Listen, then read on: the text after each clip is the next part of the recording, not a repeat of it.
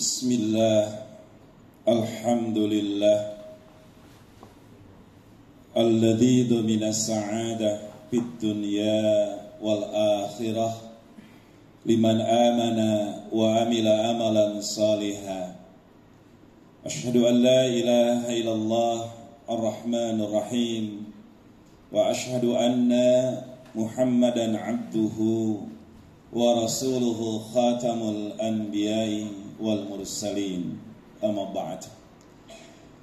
Faqad qala Allah Ta'ala fil Qur'anil Karim, a'udzu billahi minasy syaithanir rajim.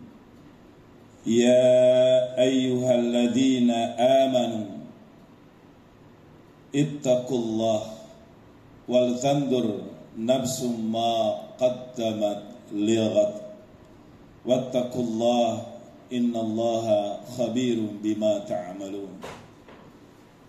Wa qala Rasulullah sallallahu alaihi wasallam, la tazulu qadam 'abdin yaumal qiyamah hatta yus'ala an arba'in an umrihi bima afnahu an jasadi bima ablahu wa an ilmihi fima fa'ala fihi wa an malihi min aina iktasabahu wa fima anfaqahu. Rahu bin Hibban wa Tirmidzi bi sahihi hasan. Wa qala aidan, ya ayuhan nas ittaqullaha haqqa tuqatih wa la tamutunna illa wa antum muslimun. Shadaqallahu adzim. Ma'asyiral mu'minin ikhwati iman, sidang Jumat rahimakumullah. Pertama dan utama kita panjatkan puji dan syukur kehadirat Allah Subhanahu wa taala. Alhamdulillah, dengan takdir dan inayah Allah pada kesempatan siang hari ini, di sela-sela kesibukan kita, Allah masih meringankan langkah kita untuk melaksanakan sebagian titahnya, yaitu salat Jum'ah berjamaah. Dalam waktu yang sangat singkat ini, mari kita sama-sama merenungkan ayat-ayat suci Al-Quran dan hadis Rasulullah yang sahih untuk menjadikan pedoman tuntunan untuk kita menjadi pribadi-pribadi yang taqwa. Dan masih dalam suasana bulan Syawal, tahniyah yang diucapkan Nabi dan diajarkan kepada kita semua. Selesai Ramadan, maka Syawal tiba, Nabi menyampaikan doanya, taqabbalallahu minna wa minkum. Mudah-mudahan Allah menerima seluruh ibadah yang kita lakukan di bulan suci Ramadan menjadi amalan salihah dan menjadikan kifarat dosa-dosa kita diampuni oleh Allah Subhanahu wa taala. Ikhwatu iman rahimakumullah. Di dalam tajid Sahih Bukhari dan juga di dalam kitab Sunan Ibnu Hibban, bab iman hadis nomor 18, ketika Rasulullah sallallahu alaihi wasallam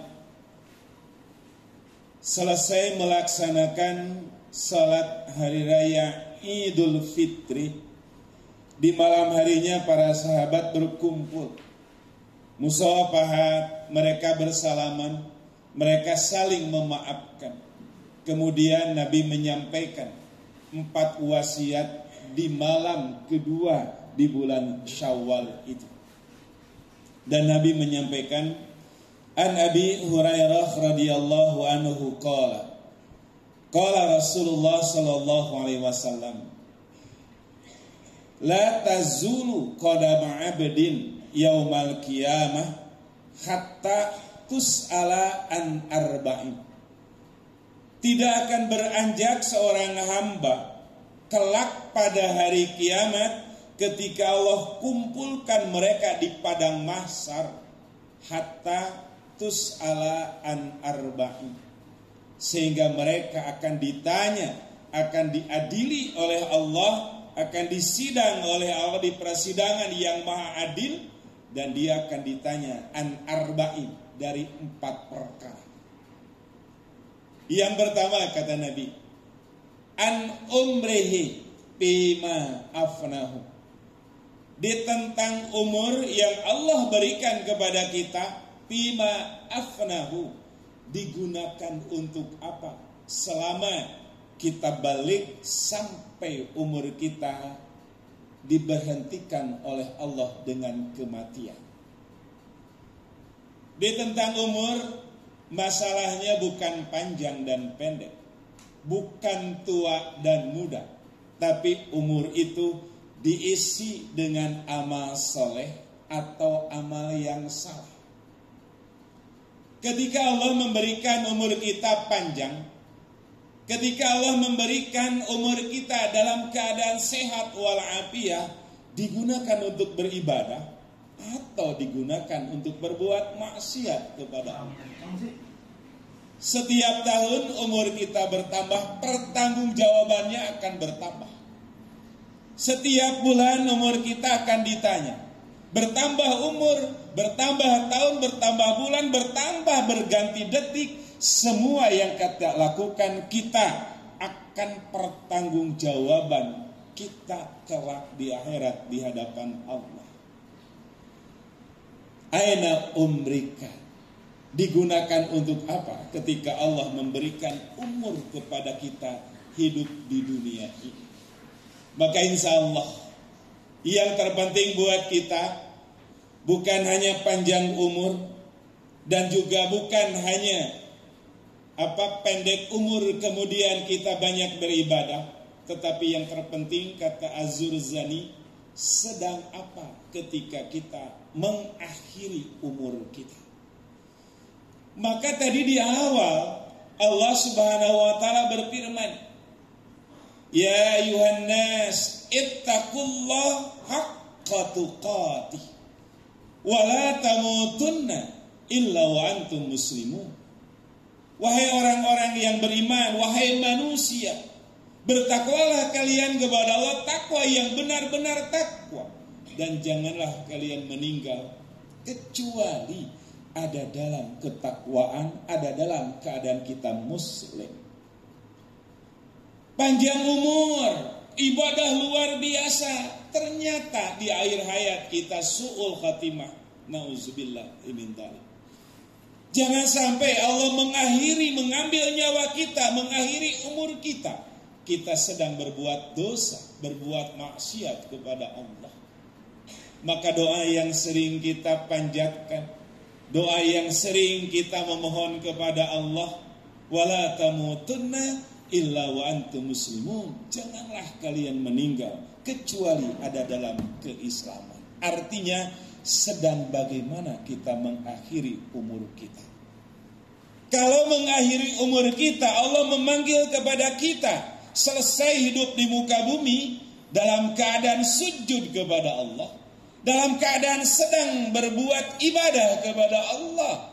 Itu yang disebut dengan husnul khatimah, akhir dalam keadaan baik, akhir sedang beribadah kepada Allah, menutup usia dengan kebaikan, beribadah kepada Allah. Itu yang diinginkan Allah dan Rasulnya kepada kita sebagai umat Muhammad. Ini yang pertama, nasihat Nabi kepada kita tentang hal yang akan ditanya kelak di akhir. Yang kedua, anjismihi bima ablahu, ditentang anggota badan kita, fisik kita, bima ablahu, digunakan untuk apa selama kita hidup di muka bumi ini. Anggota badan yang nempel dalam tubuh kita, yang itu berfungsi berbeda-beda. Ada kaki, ada tangan, ada hati, ada jantung, ada liver, ada mata, ada kuping, ada telinga. Semua satu persatu anggota badan kita akan ditanya dan diminta pertanggungjawaban di hadapan Allah Subhanahu wa taala. Digunakan untuk apa? Kita punya telinga, punya kuping. Mendengar apa kuping selama kita di dunia? Kita punya mata, digunakan melihat apa seharian mata kita? Kita punya kaki, melangkah kemana selama kita hidup di muka bumi ini? Bahkan di dalam Al-Quran Allah Subhanahu wa ta'ala menguatkan bahwa anggota badan kita akan ditanya satu persatu ketika mulut kita dikunci dan tidak bisa berbicara pada hari kiamat kelak. A'udzubillahi minasyaitonir rajim. Al-yawma nahtimu ala afwahihim wa tukallimuna aydihim wa tashhadu arjuluhum bima kanu yaksibun. Pada hari kiamat kelak mulut kita dikunci. Mulut kita tidak bisa berbicara, tidak bisa mengelak, tidak kita bisa beralasan apapun. Dikunci oleh Allah mulut kita. Yang berbicara apa? Wa tukallimuna aydihim. Tangan-tangan kita akan berbicara. Mata kita akan berbicara. Kuping kita akan berbicara. Seluruh anggota badan yang nempel dalam tubuh kita akan berbicara dan mereka akan menjadi saksi apa yang kita lakukan selama kita hidup di muka bumi ini. Gak mungkin kita bisa mempertanggungjawabkan anggota badan istri kita. Gak mungkin. Saking cintanya kepada anak kita banyak berbuat hilaf dan dosa, biar ya Allah anggota badan anak saya yang mempertanggungjawabkan. Enggak bisa. Semua anggota badan yang nempel dalam tubuh kita yang mempertanggungjawabkan adalah pribadi masing-masing. Saking sayangnya kepada istri, biar tangan istri saya yang bertanggung jawab. Enggak bisa. Bisa bayangkan, kaki kita melangkah kemana, tangan berbuat apa, telinga mendengar apa, mata melihat apa, dan siapa. Masya Allah, itu kelak di akhirat akan dipertanggungjawabkan oleh diri kita di hadapan Allah Subhanahu wa ta'ala. Tidak mungkin saya tahu apa yang diperbuat oleh anggota badan tangan Bapak. Saya tidak tahu Bapak melangkah kemana. Saya tidak tahu Bapak berbuat apa. Bapak tidak tahu apa yang dilakukan saya. Semua masing-masing di hadapan Allah, di pengadilan yang maha adil, yang tidak ada jaksa, tidak ada pembela, ya, tidak ada pengacara. Yang akan menyelamatkan kita adalah amal kita masing-masing selama kita hidup di muka bumi ini. Yang akan menyelamatkan diri kita, tangan kita selama di dunia digunakan untuk apa? Yang akan menyelamatkan kita anggota badan, baik itu mata, kuping, telinga, dan sebagainya. Mereka akan menjadi saksi dan mereka akan menjadi pembela. Apa yang kita lakukan itu kebaikan, menjadikan kemuliaan buat kita. Tapi kalau anggota badan kita berbuat sesuatu yang hina, yang nista, dosa dan kemaksiatan, betapa hinanya kelak kita di akhirat. Ikhwati iman sekalian, pengadilan di dunia bisa dihilangkan bukti dan datanya. Pengadilan di dunia bisa menjadi yang benar jadi salah, yang salah bisa menjadi dibenarkan. Tapi pengadilan di hadapan Allah, silakan. Siapa yang mau protes? Dan apa yang kita lakukan? Semua yang kita perbuat direkam oleh Allah. Bukan hanya anggota badan kita, kata Nabi, tapi apa? Makanan, sakanan, zamanan. Tempat, waktu, juga udara akan merekam apa yang kita sedang perbuat selama di dunia. Udara hari ini akan merekam bahwa kita sedang Jumatan. Siang yang terang ini akan merekam apa yang kita lakukan di siang hari sekarang. Tempat yang menjadikan tempat kita Jumatan, semuanya akan merekam apa yang kita perbuat hari ini. Tidak akan ada yang bisa menolak di pengadilan Allah yang maha adil. Maka Rasulullah mewasiatkan kepada kita, anjismihi bima abalahu, di tentang anggota badan kita digunakan untuk apa. Yang ketiga yang Rasulullah wasiatkan kepada kita sebagai umatnya adalah an ilmihi bima fa'ala fihi, di tentang ilmu diamalkan atau tidak. Kalau yang keempat, an malihi min ainak tasabahu wa bima anfaqahu. Wasiat Nabi yang ketiga dan yang keempat ditentang ilmu dan harta. Ditentang ilmu, Nabi hanya menjadikan pertanyaannya satu, diamalkan atau tidak ilmu itu. Tidak ditanyakan dari mana mencari ilmunya. Tapi yang keempat ditentang harta, yang ditanyakan dua, min ainak tasabahu wa bima anfaqahu, dari mana engkau mencari harta dan keluarkannya kemana. Ditentang ilmu, yang ditanya diamalkan atau tidak, mencarinya tidak ditanyakan. Silahkan renungkan buat kita, mending punya ilmu atau mending punya harta. Dua-duanya dipertanggungjawabkan kelak di akhirat. Bukan berarti harta lebih berat daripada ilmu, tergantung. Kalau harta mencarinya dari mana harus halal, sedangkan keluarkannya kemana harus halal. Umatku yang paling rugi kata Nabi itu adalah mencari harta yang halal dikeluarkan kepada yang haram. Umatku yang paling zalim, dan itu tidak akan ada keselamatan, mencari harta yang haram dikeluarkannya kepada yang haram. Nauzubillah min dzalik. Ikhwatu iman sekalian, seyogiannya orang yang punya ilmu itu mulia. Seyogiannya orang yang mendapatkan ilmu agama, ilmu pengetahuan, dimuliakan, dihormati. Tapi kata Nabi, akan datang suatu zaman orang yang berilmu dihinakan karena mereka berbohong terhadap ilmunya sendiri. Seharusnya ilmu itu menjaga dirinya, tapi justru dengan ilmunya dia celaka dengan ilmunya. Ketika seseorang mengerti tentang hukum agama, tapi dia melanggar yang dia tahu itu sesuatu yang dilarang oleh Allah, dia langgar. Dan dia tahu ilmunya, tapi dia tetap melanggar.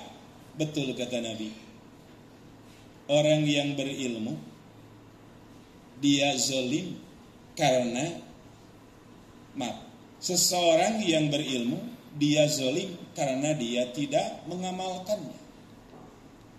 Tapi orang yang sekarang dia tahu tentang ilmu sesuatu, tetapi dia tetap melanggar dan mendustai kepada ilmunya sendiri, itu lebih zalim.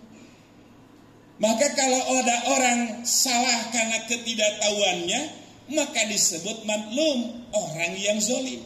Dan ada yang lebih zalim lagi, orang yang ngerti ilmu, paham tentang ilmunya, tapi dia tetap melanggar terhadap ilmu tersebut, lebih zulumat. Nabi mengatakan bukan zalim, tapi zulumat, zalimnya dunia dan akhirat. Jadi kalau begitu mendingan jadi orang bodoh ya. Orang bodoh itu zalim karena dia tidak mau belajar.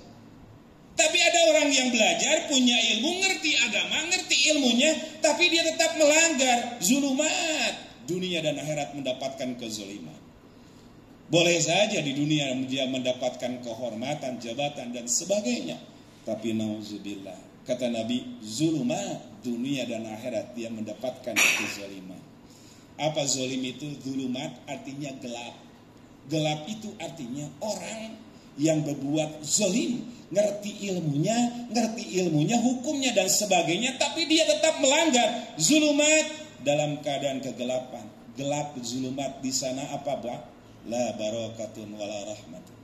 Tidak akan dia mendapatkan hidayah, petunjuk, rahmat dan keberkahan dari Allah. Yang ada kehinaan, yang ada penyakit, yang ada dia menjadikan manusia-manusia yang dibenci. Kenapa demikian? Karena dia mendustai terhadap ilmunya sendiri. Jadi kalau kita sudah tahu ilmunya, kemudian dengan ilmu itu kita tahu, tapi kita tahu yang demikian itu salah, tapi kenapa kita lakukan? Dia berdusta terhadap ilmunya, disebut kezaliman. Dan yang keempat, an malihi, ditentang harta. Dari mana mencarinya? Min ainak tasabahu, dari mana kita mencari harta itu? Wa fima anfaqahu, dan dikeluarkannya, digunakannya untuk apa? Kalau kita punya harta, maka kita menjaga harta. Kalau kita punya ilmu, ilmu menjaga kita. Harusnya begitu. Tapi ketika harta kita jaga dan harta itu adalah pemberian dari Allah Subhanahu wa taala dan rizki tidak akan salah alamat, kita tidak boleh mengambil bagian harta orang lain. Itu namanya kezaliman. Silahkan Pak, kita renungkan. Apa yakin Allah salah alamat memberikan rizki kita kepada orang lain? Enggak bakalan ada rizki yang tertukar. Cuma manusia suka ngotot mengambil hak rizki orang lain dengan cara yang batil. Nauzubillah min dzalik. Enggak bakalan ada keberkahan hidup di muka bumi itu. Makanya dihubungkan dengan ayat surah Al-Hasr, Allah mengatakan ya ayyuhalladzina amanu ittaqullah wal tandur nafsum ma qaddamat lighat. Apa yang harus kita perbuat untuk kehidupan kita yang akan datang. Yo, Ramadan sudah berakhir. Di bulan Ramadan amal kebaikan kita dari mulai saum kita, tarawih kita, tilawah kita, berbagi, memberi dan sebagainya. Mudah-mudahan Ramadan sekarang membawa kemuliaan buat kita, membawa pribadi kita pribadi yang takwa.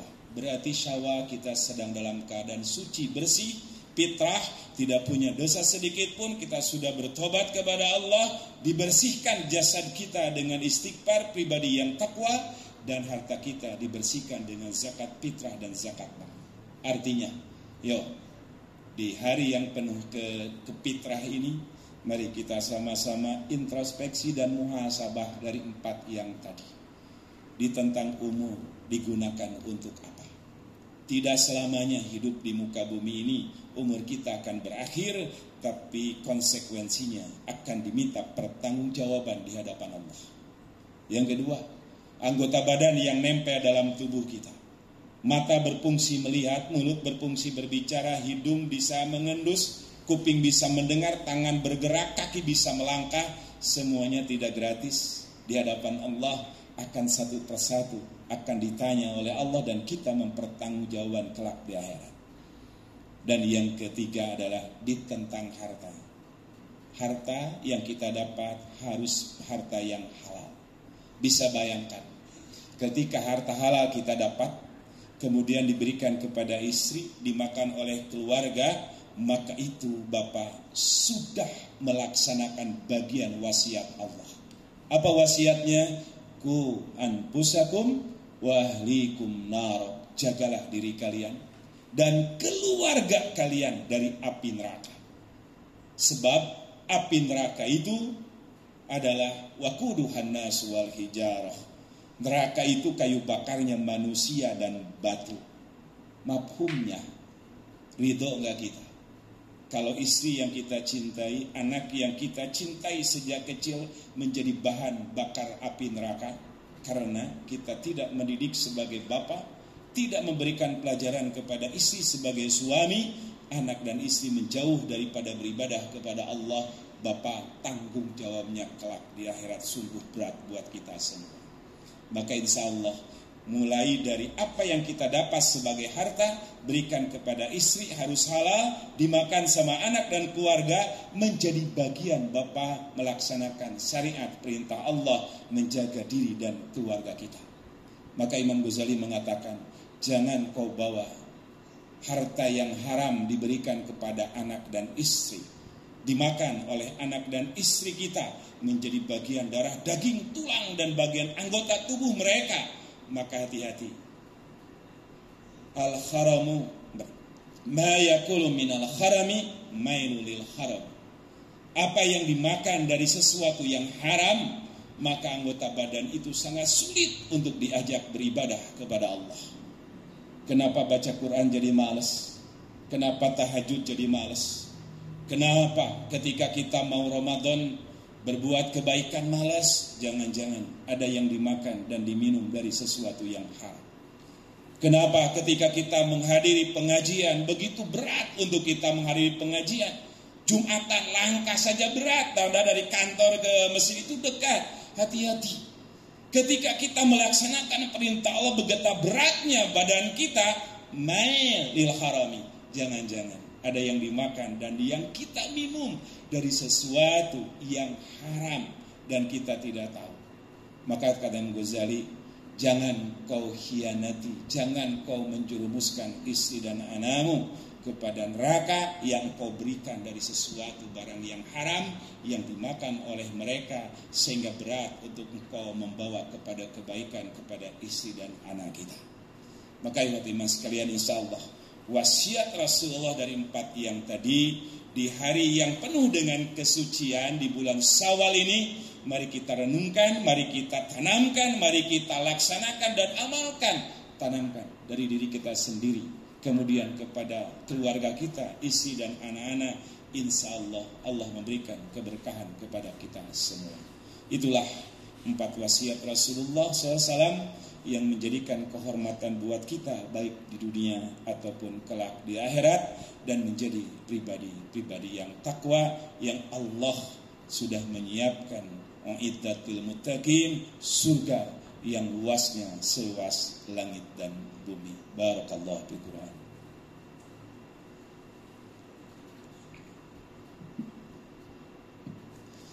Alhamdulillahilladzi amarna bittaqwa wa nahani ittiba'il hawa.